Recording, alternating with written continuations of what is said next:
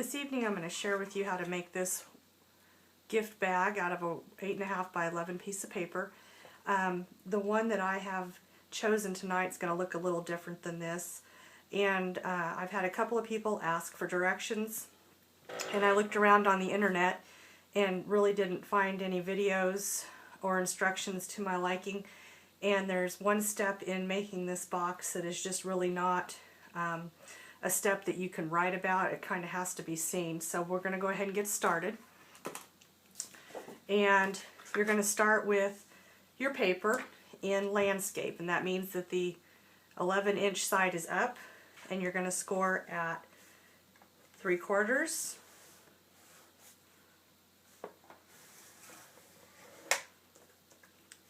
4.5, 6.5, and 10.25.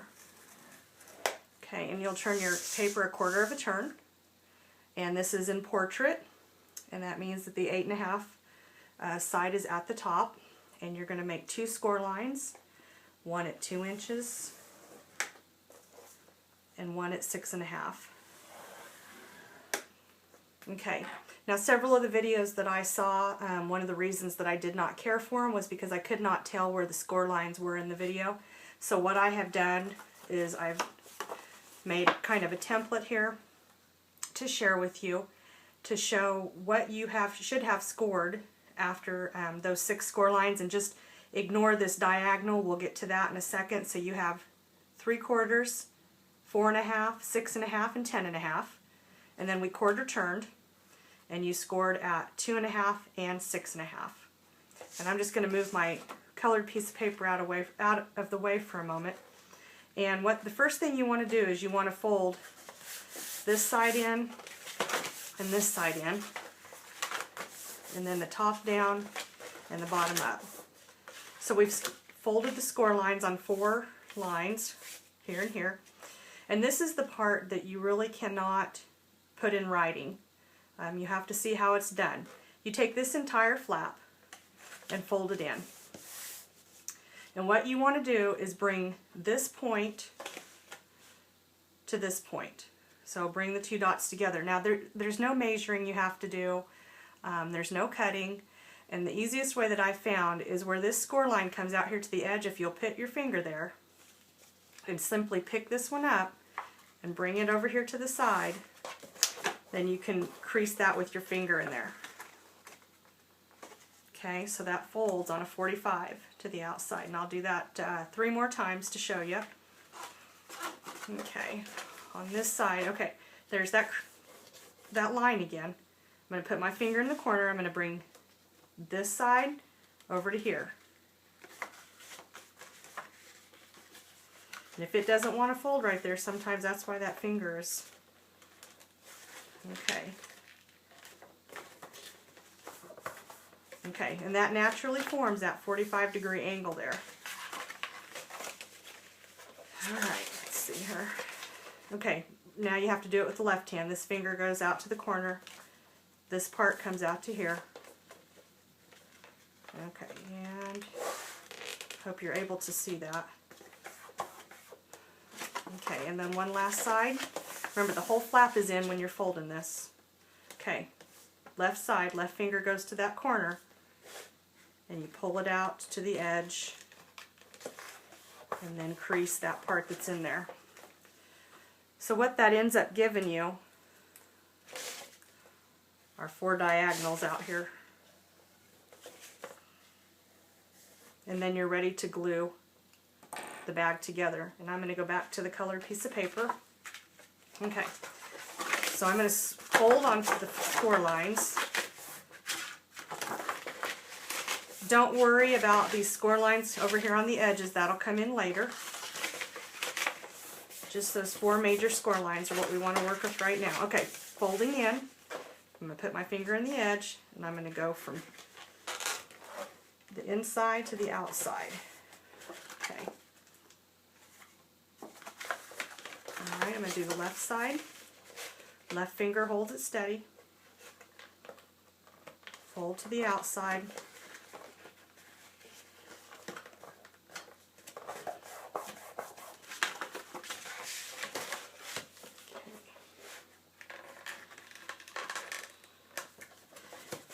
And sometimes if the paper's heavier, I'll use my bone folder to help make sure that's a sharp line.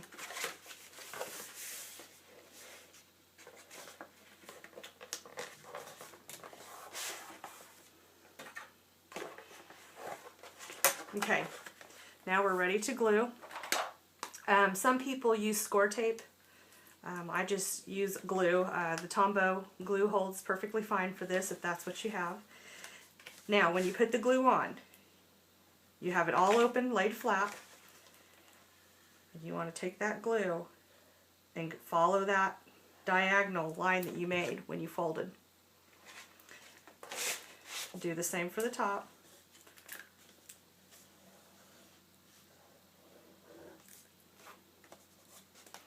Okay. And just take a moment and push that shut.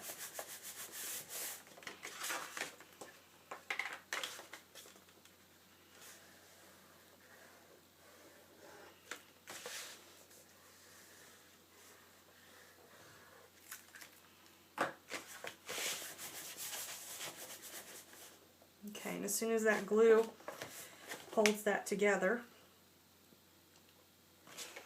you're able to take this and fold this up into a box. Now, when you're folding it, you might want to take your fingers and push that in just a little bit to create that crease. But there we have the body of the box. Okay, you can still lay it flat to work with it. And I changed the color scheme up a little bit, some non-traditional Christmas colors, but I had this paper with the music on it. It says Tidings with Good Cheer. And we're just going to decorate the front of the box. And this piece of paper measures 4 1/4 by 3 1/2.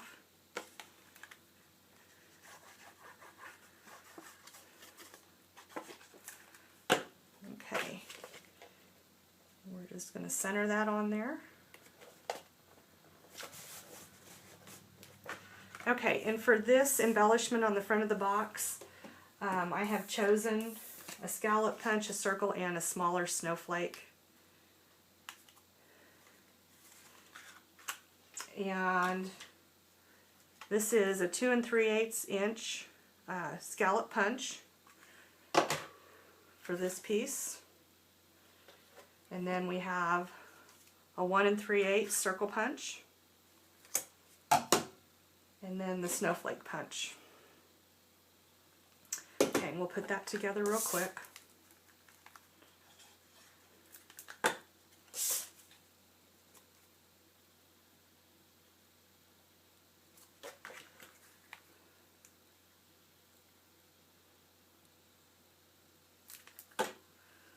Okay, when I place smaller objects, I like to use my tweezers so I can see that I'm getting that centered.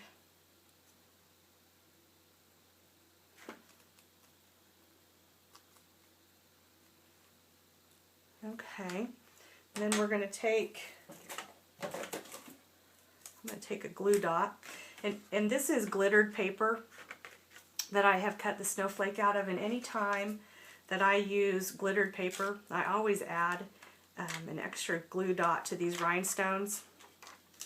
They have the sticky on the back already, but it just doesn't ever seem to be enough that it's holding on there good. Okay, and that'll go right in the center there. Have a little bit of glue on there.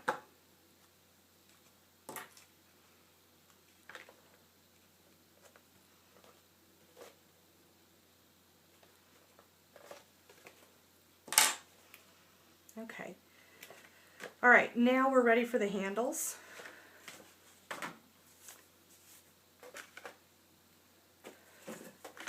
Okay, and you're going to need some kind of a piercing tool.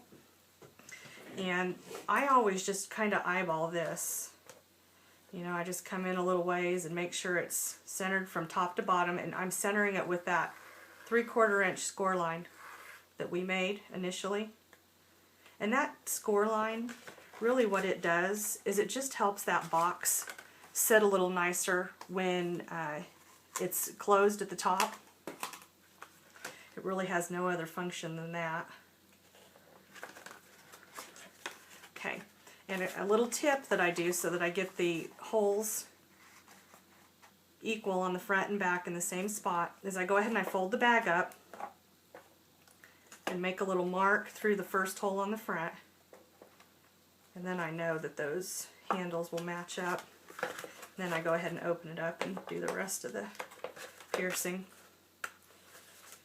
Okay, now the handles are scrap, just cut off an 8.5 by 11 sheet of paper, and these measure 8.5 by 1/2 inch. And to put the holes in those, I just fold it in half and just come in here and make those holes. Again, fold it in half, end to end. Okay. And you can get different kinds of brads. I found some of these yellow colored brads and I thought they kind of matched okay. Alright, so the brads go in the front, and then the handle.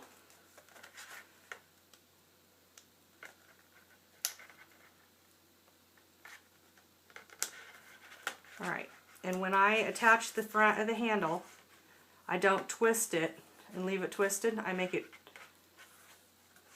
so this lays flat and this lays flat.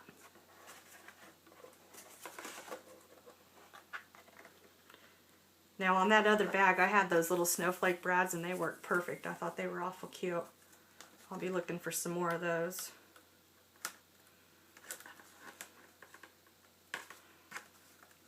Okay, and the back of the bag, we're going to add this handle now.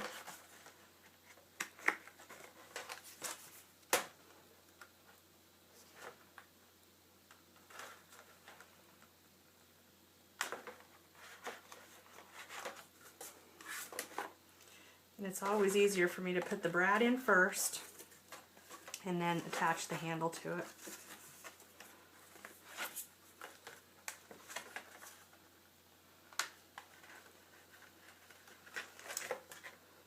Okay, now I am out of the Velcro adhesive dots that I use. I generally find these in the sewing section of stores. The ones that come in the strips that you can cut, I have found that the adhesive doesn't adhere as well and they will end up coming off of your paper. So I really like the ones that are circles, and they hold this together nicely.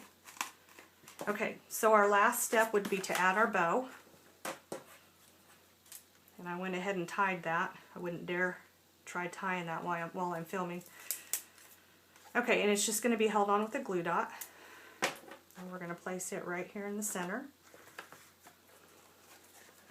It looks like we need to trim this tail just a little bit.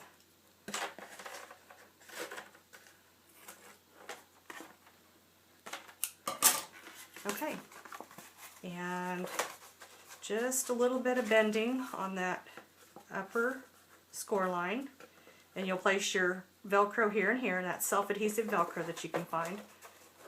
Okay, and that's what it would look like all finished. If you have any questions, you can let me know on my Facebook page, or you can check me out at the Paper Hen and comment there. Thanks for watching.